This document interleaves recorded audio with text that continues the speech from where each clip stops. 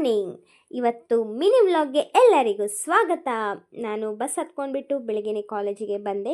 ಇವಳು ನೋಡಿ ಕಾವೇರಿ ಅಂತ, ಹಾಡಿಗೆ ತಕ್ಕನಂಗಿದ್ದಾಳೆ.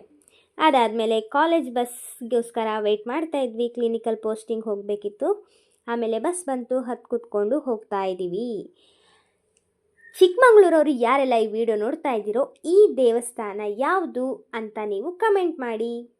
ಅದಾದಮೇಲೆ ನಾವು ಮಸಾಲೆ ಪುರಿ ತಿನ್ನಕ್ಕೆ ಬಂದ್ವಿ. ಆಮೇಲೆ ವಾಡಿ ಕೂಡ ರೀಚ್ ಆದ್ವಿ. ನಮ್ಮ ಸಿಂಚನ ಹಾಯ್ ಮಾಡ್ತಾ ಇದ್ದಾಳೆ. ನಮ್ಮ ಯಶುಗೆ ಇವತ್ತು ಎಂಥ ಜೋಡಿ ಸಿಕ್ಕಿದ್ದಾರೆ ನೋಡಿ. ಇಂಗ್ಲೀಷ್ ಹೊಡಿತಿದ್ದಾರೆ.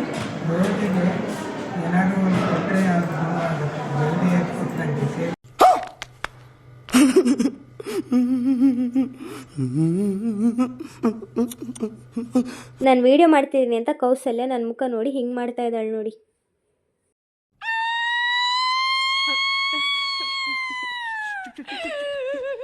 ಇವಳು ನೋಡಿ ಕೀರ್ತಿ ಅಂತ. ಅದಾದಮೇಲೆ ನಾನು ಬಸ್ ಹತ್ಕೊಂಡ್ಬಿಟ್ಟು ಮನೆಗೆ ರೀಚ್ ಆದೆ.